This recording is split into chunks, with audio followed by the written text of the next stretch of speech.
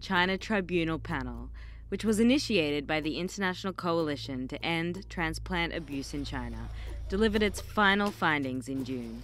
For over a decade, the People's Republic of China has stood publicly accused of acts of cruelty and wickedness that match the cruelty and wickedness of medieval torturers and executioners. It stated, with certainty, that in China, forced organ harvesting from prisoners of conscience has been practiced for a substantial period of time. The report underscored that there were extraordinarily short waiting times for organs to be available for transplantation, and numerous websites advertised hearts, lungs, and kidneys for sale, suggesting an on-demand industry. The organs of members of marginalized groups detained in Chinese prisons and labor camps are unwillingly organ harvested. Most affected is a spiritual minority, the Falun Gong, who have been persecuted for rebuffing state atheism and adhering to a Buddhist-centric religious philosophy grounded in meditation and compassion. Witness testimonies provided to the tribunal paint the picture of a callous trade, often performed when the victims are still alive.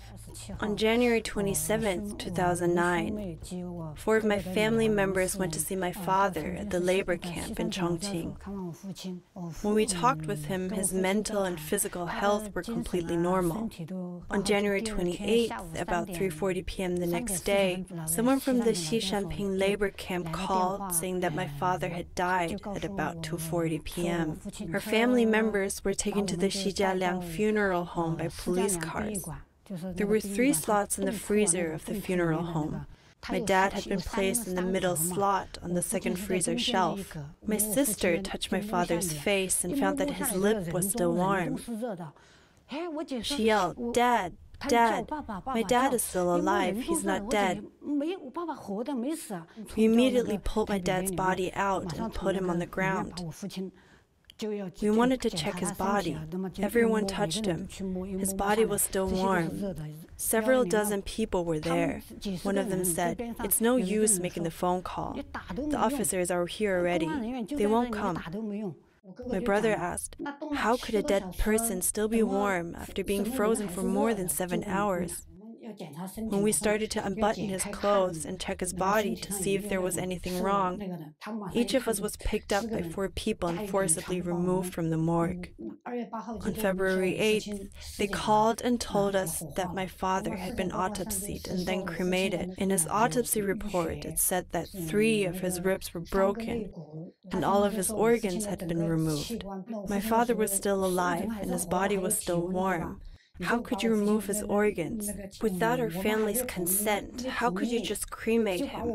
We hired lawyers to sue the perpetrators and petitioned the higher authorities to seek justice for my father. This has been a long, hopeless journey.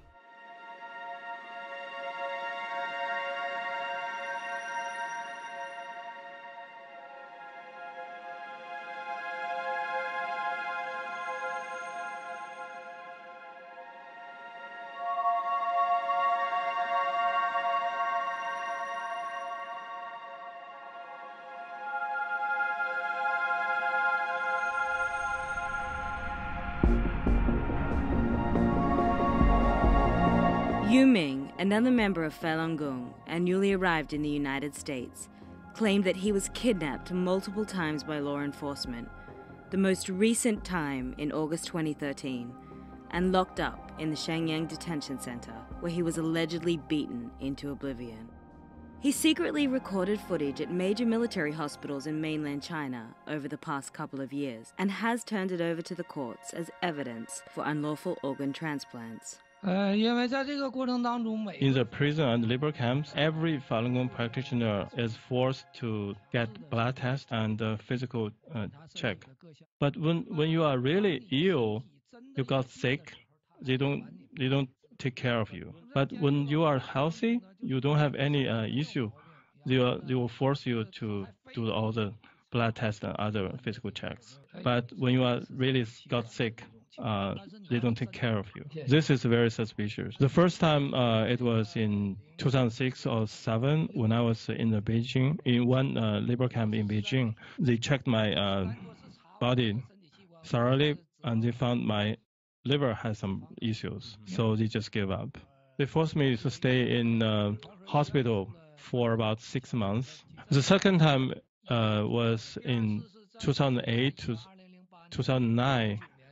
I was forced to stay in a hospital in Masanja for about 1 year. Because my liver has some issues, they just gave up.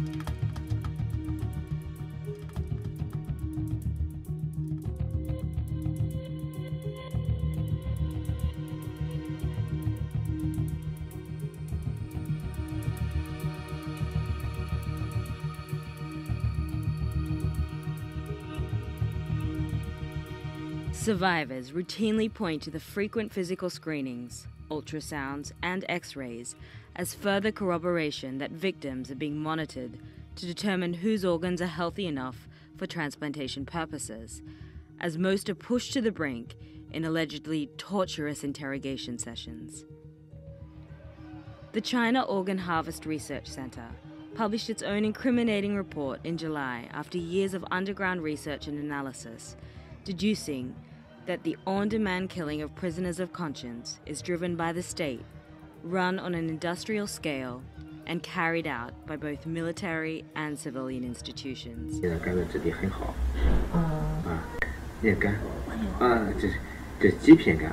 In this undercover video, a liver transplant doctor in China is boasting that he and his team can find the highest quality livers for transplant. This is the latest piece of evidence of forced organ harvesting in China. The video was released for the first time at a recent policy forum on Capitol Hill. It was filmed by Yu Ming, a Chinese Falun Gong practitioner who later escaped to the US. Falun Gong, also known as Falun Dafa, is a spiritual meditation system for the mind and body. After its introduction in 1992, it spread throughout China thanks to reports of improved health and moral character. But, fearful of its widespread popularity, the Chinese Communist regime began to violently persecute the practice in 1999. In the 5-minute video, he is shown visiting a number of hospitals in Beijing, posing as a patient in need of a transplant. He secretly recorded his conversations with doctors and medical staffs.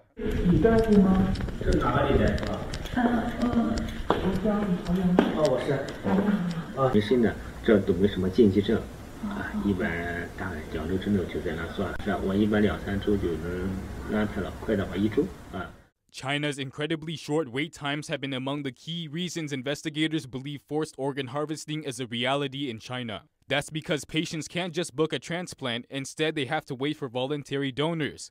More than 1,000 people die every year in the US while waiting for an organ each year. In general, wait times can stretch for months or even years. At the forum where the video was published, the Victims of Communism Memorial Foundation released a new organ harvesting report. It states that before 2006, when Falun Gong practitioners made the first claims about forced organ removal, Chinese hospitals publicly advertised transplant wait times of 1 or 2 weeks. The doctor in the video says he has performed 500 or 600 operations. He also told the person undercover that they can get an organ from someone who practices Qigong or meditation, adding that they could even pick out the best one.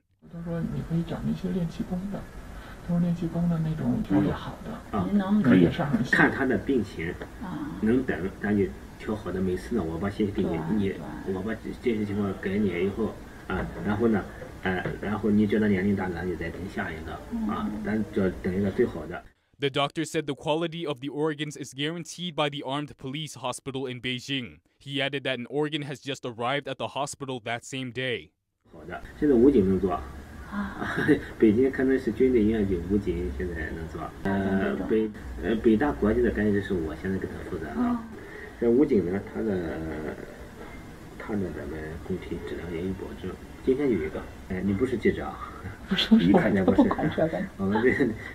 The practice seems to be well known among patients. The video shows one liver transplant patient offering advice, saying that livers that come from people who meditate are best, and that patients can tell their doctor what they want.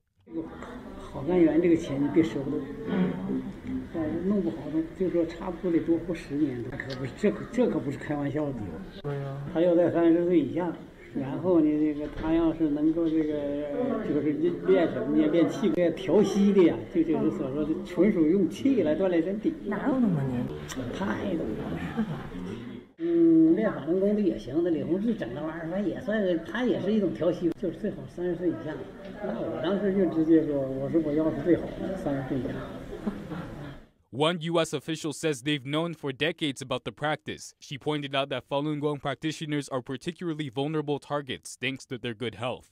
Indeed, there have been reports that patients requested Falun Gong practitioners, as you heard from Congressman Chris Smith explaining this, because the group's meditation practices supposedly made their organs healthier. As a Falun Gong practitioner himself, Yu said he was imprisoned for a total of 12 years in China. During that time, he was blood tested on at least 3 occasions. During his first imprisonment, he went on a hunger strike. Yu's written account was read aloud at the forum, which he attended. Matthew Robertson, author of the Human Rights Report, translated Yu's experience. While doing it, they said, "Don't you want to starve yourself to death? If your blood matches, we'll figure out a way to help you achieve that wish of yours. The spare parts in your body can even go to a good person as a contribution." Yu explained that a few days later, he overheard the doctor saying either his blood test was bad or the match was bad, so his life was spared. According to Robertson's report, beginning in 2000, China's organ transplantation sector exploded. Thousands of transplant surgeons were trained, and hundreds of hospitals began offering routine transplants. The timeline coincides with the communist regime's persecution of Falun Gong, which started in July 1999.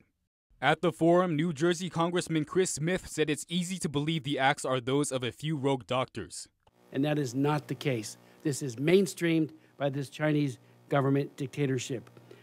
The fact is that there is a massive infrastructure, development of facilities, and medical personnel for organ transplant operations, often started before any voluntary donor system was even planned.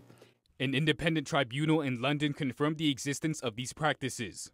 According to China Tribunal's final judgment earlier this month, there's been a population of donors that Chinese hospitals have access to, and whose organs can be extracted on demand. The report said it was indeed Falun Gong practitioners who were used as a source, probably the principal source for the regime's long-term forced organ harvesting.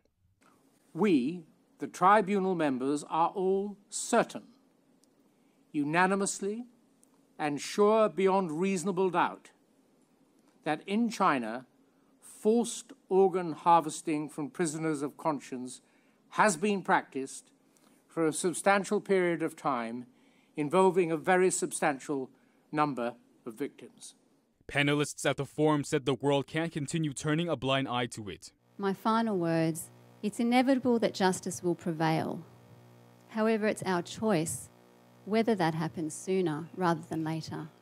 Since the coronavirus outbreak started, authorities in China have tightened the control of information.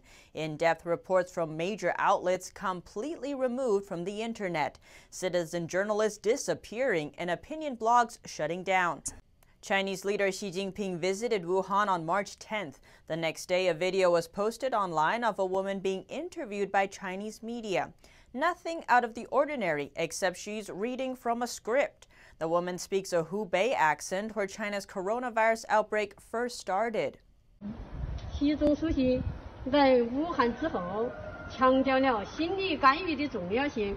作为一个基层社区工作者，平时在工作中，我们也积极对居民进行心理疏导。习总书记的讲话更加增强了我们基层工作人员的动力，使居民对打赢这场疫情阻击战更加有信心。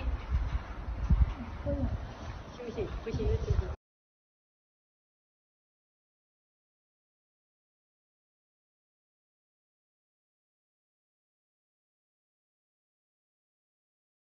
This card I'm holding in my hand, it's an example of an all-in-one Medicare Advantage membership card. Does this sound familiar? You find a really cool new app, it becomes super popular, then a couple people read the fine print about privacy and everyone starts to freak out. The latest example of this is FaceApp. It launched 2 years ago and has recently blown up in popularity after many users on social media took pictures of themselves and filtered them to make them look a lot older. What has users nervous now is a privacy policy that suggests they can use those photos that you've uploaded and use them for any purpose they want, which has a lot of people concerned. Surprisingly, the policy that FaceApp uses is very similar to other platforms such as Facebook, Twitter, or Snapchat with what they can do with your photos. Now, many of them say that you have full rights to the images that you upload and you can decide whether to take them down or do what you wish with them. But what is added to the concerns over FaceApp in particular is the developer is based in Russia. And with Russia's connections to things like Facebook misinformation during the 2016 elections, there is a heightened fear over what will happen to your images. What they're going to do with that data remains to be seen, but at least we're having discussions about the privacy policies that many social media platforms use and what we can do about it, whether we should be more careful about what we share online, should we be more careful of the photos that we use on social media.